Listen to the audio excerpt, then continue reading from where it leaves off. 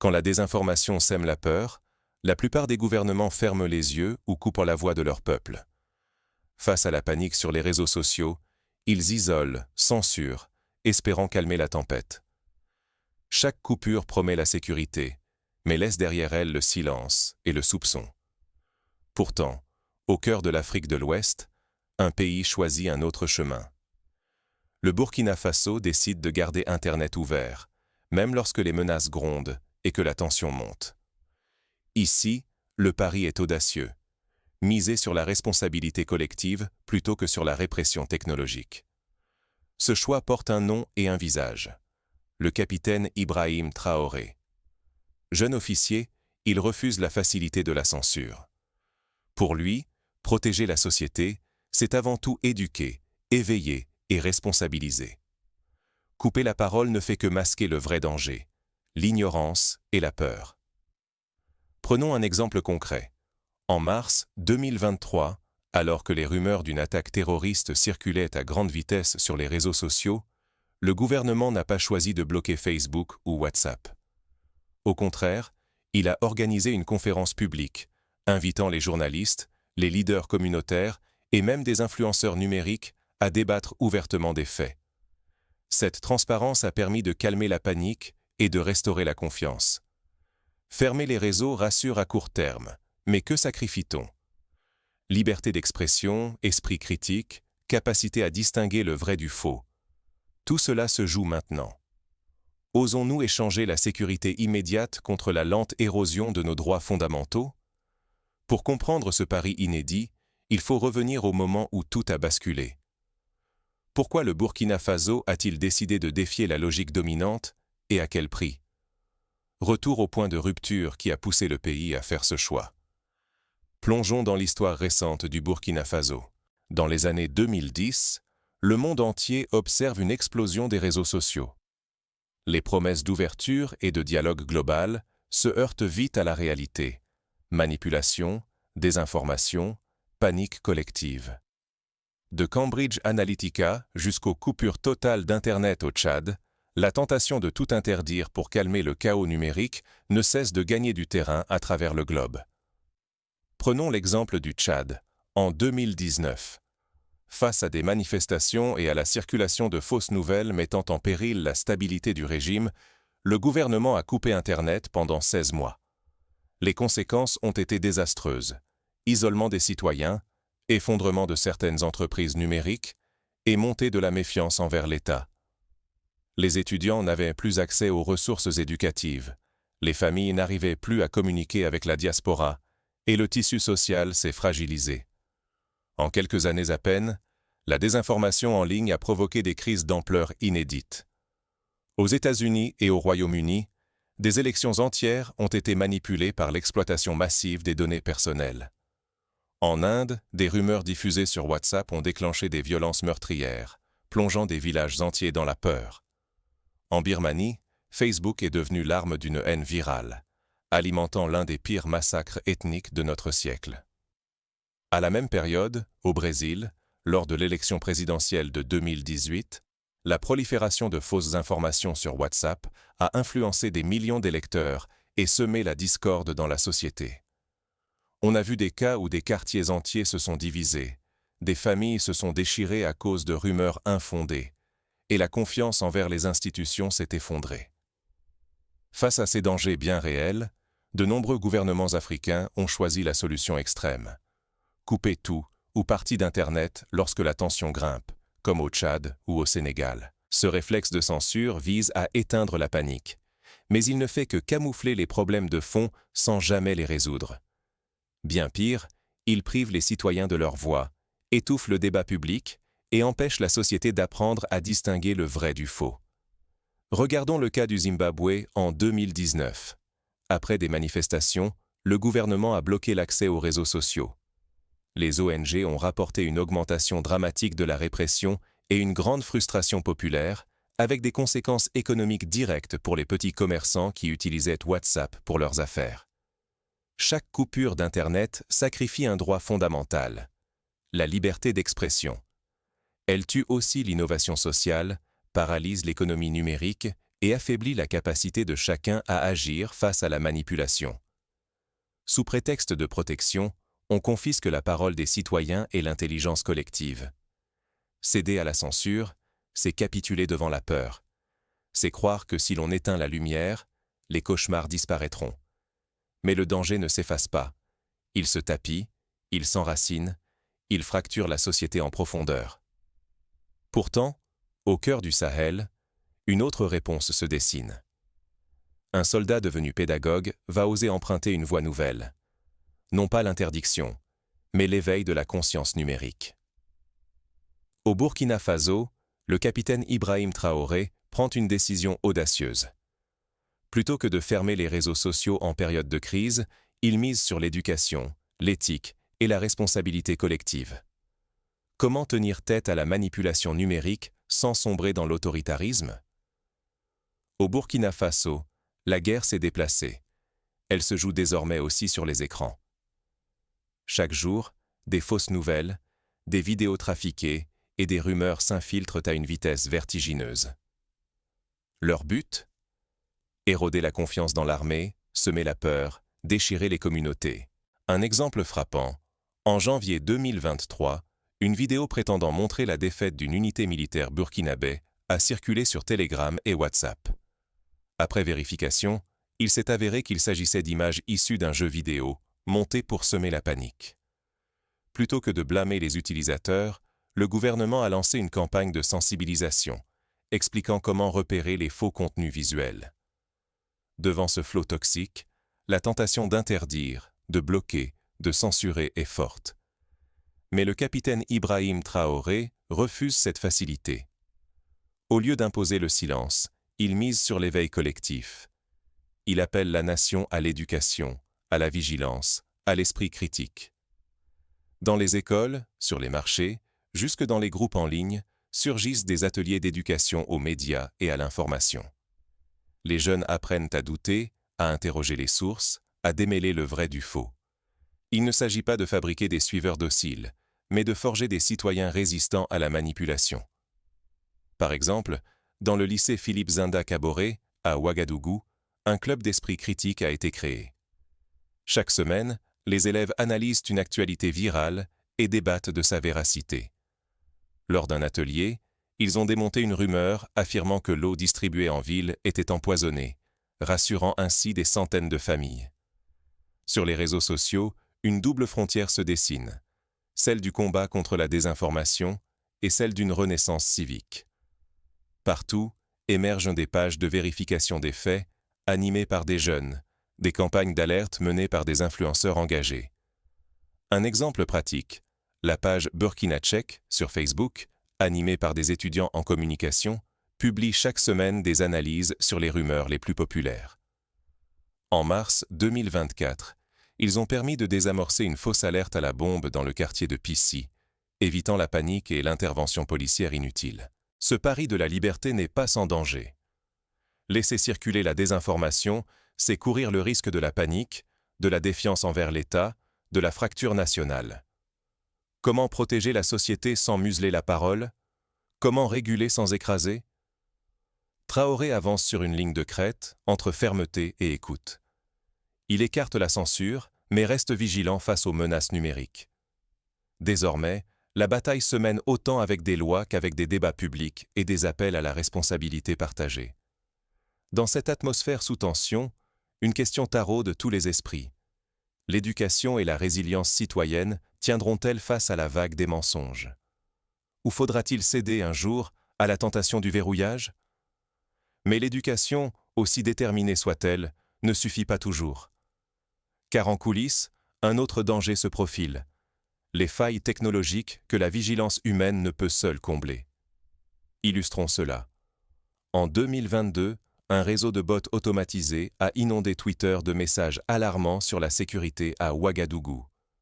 Face à ce défi, le ministère de la Sécurité numérique a collaboré avec des ONG pour former des cybersentinelles bénévoles, capables de signaler rapidement ces attaques et d'en limiter la portée. Ni censure aveugle, ni chaos incontrôlé. Le Burkina Faso invente une troisième voie. Face à la crise numérique, le pays n'a pas coupé Internet. il a choisi d'explorer ce que signifie, concrètement, la liberté à l'ère de l'information. Cette décision, douloureuse mais lucide, ouvre un chapitre inédit dans l'histoire digitale africaine. Ce modèle s'appuie sur 3 piliers majeurs. Premier pilier, la discipline légale, incarnée par la BCLCC, qui applique sans relâche les lois sur la cybersécurité et la lutte contre le crime en ligne. Deuxième pilier, la guidance morale, assurée par le Conseil supérieur de la communication, qui régule le débat public et s'oppose à la manipulation massive de l'opinion. Troisième pilier, une vaste éducation à l'esprit critique, déployée du primaire au quartier, avec une attention particulière portée à la jeunesse et aux femmes. Sur le terrain, cela prend forme par des codes de bonne conduite viralisés sur les réseaux sociaux, mais aussi par des arrestations ciblées de ceux qui diffusent des fausses informations malveillantes. Chaque intervention judiciaire devient un signal fort. La justice s'adapte à l'ère digitale, sans tomber dans l'arbitraire. Dans le même temps, des programmes éducatifs investissent écoles et centres de formation, apprenant à tous à repérer les images truquées, les rumeurs toxiques et les discours manipulateurs. Les jeunes filles, souvent premières cibles, bénéficient de messages clairs sur la dignité et la prudence en ligne. Pour la première fois, la jeunesse n'est plus simplement vulnérable. Elle devient actrice et gardienne du numérique, capable de dénoncer la haine, mais aussi de bâtir une culture en ligne fière et solidaire. Dans les lycées et universités, les débats sur la désinformation, la liberté d'expression et la responsabilité individuelle se multiplient. Des clubs d'esprit critique s'épanouissent, stimulant la vigilance collective et forgeant une immunité sociale contre la manipulation. Mais cet équilibre reste instable. Si cette méthode échoue, le pays s'expose à de profondes divisions, aux ingérences étrangères et à la spirale de la peur qui pourrait tout balayer. Réussir, c'est préserver la souveraineté, l'unité et le droit du peuple à maîtriser son destin dans un océan de propagande. Échouer, c'est risquer la fragmentation sociale et la disparition de la vérité. Pourtant, l'espoir s'enracine. Chaque atelier, chaque débat, chaque prise de parole alimente une promesse discrète mais réelle. Au Burkina Faso, la liberté numérique devient apprentissage collectif, vigilance partagée et combat quotidien pour l'intelligence citoyenne. Mais ce nouveau contrat social numérique n'est pas né spontanément. Il a fallu affronter de puissantes résistances et parfois des sacrifices personnels. Un exemple marquant, en 2023, un journaliste burkinabé a été menacé suite à sa participation à un débat sur la désinformation. Au lieu de le réduire au silence, les autorités ont protégé sa liberté d'expression et ouvert un dialogue national sur la sécurité des journalistes, renforçant ainsi la confiance entre médias et institutions. Et si la vraie force numérique, celle qui protège des rumeurs et des manipulations, venait de l'intérieur plutôt que des lois? Cette idée, loin d'être naïve, est au cœur de l'expérience burkinabé. Transformer la peur en responsabilité, la méfiance en transparence, la passivité en engagement citoyen. Au Burkina Faso, l'immunité contre la manipulation ne s'impose pas d'en haut. Elle se construit chaque jour. Comment? Par l'éducation à l'esprit critique, la solidarité entre citoyens et l'engagement civique. Ce n'est pas la censure qui protège, mais la capacité de chacun à questionner, vérifier et réfléchir avant de partager une information. Pour concrétiser cette idée, des plateformes comme Info-Vérité, accessibles en plusieurs langues locales, proposent chaque jour des guides pour repérer les pièges de la désinformation. Les utilisateurs y trouvent des quiz interactifs, des conseils pour signaler des contenus suspects et des témoignages d'internautes ayant évité de répandre des rumeurs grâce à ces outils. Le choix du capitaine Ibrahim Traoré de ne pas couper les réseaux sociaux, même sous tension extrême, repose sur une conviction simple. La confiance se bâtit par la responsabilisation, jamais par la peur.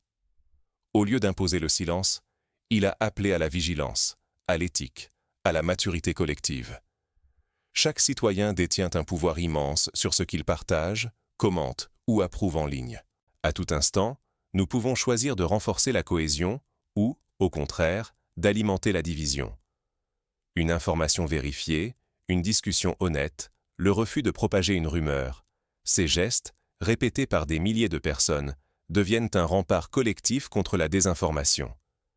C'est ce qui distingue le Burkina Faso, la volonté de bâtir une société où chacun est gardien de la vérité et du bien commun. L'État accompagne, propose des outils et des repères, mais ne prive pas la population de sa liberté fondamentale d'expression. L'enjeu est immense. Ignorer ces leçons, c'est rester vulnérable face aux manipulations, dilapider son énergie et mettre en péril l'avenir collectif. Dans un monde saturé de fausses informations, il suffit d'un instant d'inattention pour perdre confiance en soi, en ses proches ou même en son pays. Pour s'en prémunir, il existe des gestes simples, toujours vérifier l'origine d'une nouvelle avant de la repartager, demander un second avis à une personne de confiance, refuser de s'indigner sans preuve, et apprendre à reconnaître les signes d'un contenu manipulé, faute grossière, absence de source, langage exagérément alarmiste. Le modèle burkinabé prouve qu'un autre chemin est possible. Une immunité sociale tissée patiemment, par la responsabilité et le dialogue, pas par la contrainte. Ce n'est pas de la naïveté, mais l'apprentissage d'un rôle d'acteur, et non de simple spectateur, dans la révolution numérique. En adoptant cette démarche, chacun devient un rempart vivant contre la désinformation et un bâtisseur de cohésion nationale. Ce chemin n'est ni facile ni immédiat. Mais c'est le prix pour préserver la liberté, l'unité et la démocratie. Que retenir pour soi, pour sa communauté, dans ce monde d'algorithmes et de rumeurs? Quels gestes simples peuvent réellement faire la différence au quotidien? Comment chacun peut-il, concrètement, devenir acteur de la vérité? Voici quelques étapes pratiques, inspirées de l'expérience burkinabé, pour renforcer la résilience de votre communauté face à la désinformation. Premièrement, mobilisez-vous localement. Organisez des sessions d'information dans les écoles, les associations ou même les familles. Faites circuler des guides de vérification des faits. Utilisez des langues locales pour toucher un public plus large. Deuxièmement, encouragez la prise de parole responsable. Créez des espaces de dialogue où chacun peut exprimer ses doutes et ses découvertes. Valorisez ceux qui rectifient une erreur plutôt que de les stigmatiser. Troisièmement, soutenez les médias indépendants et les initiatives de fact-checking. Partagez leur travail, participez à leurs ateliers et n'hésitez pas à leur poser vos questions. Quatrièmement, impliquez les jeunes et les femmes dans la création de contenus éducatifs. Leur créativité et leur proximité avec les réseaux sociaux en font des alliés essentiels pour toucher les publics les plus vulnérables. Cinquièmement, développez des micro-campagnes de sensibilisation, par exemple en créant des vidéos courtes ou des infographies à diffuser dans les groupes WhatsApp locaux. Ne craignez pas la technologie, hissez-vous à sa hauteur. Aujourd'hui plus que jamais, le choix est entre vos mains. Face à l'inondation d'informations, aux manipulations en ligne et à la tentation de détourner les yeux, souvenons-nous du Burkina Faso. Ce pays sahélien, à travers le courage de ses citoyens et de ses dirigeants, a prouvé qu'il est possible de transformer la menace numérique en une force citoyenne, en misant sur la conscience plutôt que la censure. Si nous laissons la technologie décider à notre place, nous abandonnons à d'autres le droit d'écrire notre histoire, de fausser notre réalité et d'influencer notre destinée. Mais choisir la conscience numérique, c'est choisir de reprendre le contrôle. C'est refuser que la peur, les rumeurs ou la résignation guident nos décisions et nos convictions. Sur le modèle burkinabé, chacun peut devenir acteur de sa propre liberté, responsable devant la société et lucide face à la désinformation. Il ne s'agit pas d'être spécialiste en cybersécurité, mais d'apprendre à douter, à vérifier, à confronter les sources et à défendre la cohésion de notre communauté. Cette vigilance collective, nourrie par l'éducation et l'éthique, constitue une immunité sociale plus puissante que n'importe quel filtre ou algorithme. Ignorer ces enjeux, c'est risquer la fragilisation de notre stabilité, la dissolution de nos liens et l'obscurcissement de notre avenir démocratique. Chaque silence, chaque clic irréfléchi, chaque partage automatique nous éloigne de notre propre pouvoir. La voie burkinabé n'est pas la plus simple, mais elle incarne la maturité. Elle montre que nous pouvons élever le débat sans museler la parole. En cultivant l'esprit critique, en dialoguant, En responsabilisant chaque utilisateur, nous bâtissons une société plus forte, plus libre et mieux armée face aux défis numériques. Rappelez-vous, la technologie n'a que le pouvoir qu'on lui donne. À nous d'en faire un levier d'émancipation, pas une chaîne invisible. Ainsi s'achève ce voyage au cœur de la résilience burkinabé. Vous avez désormais les clés pour, à votre tour, bâtir un rempart contre la désinformation.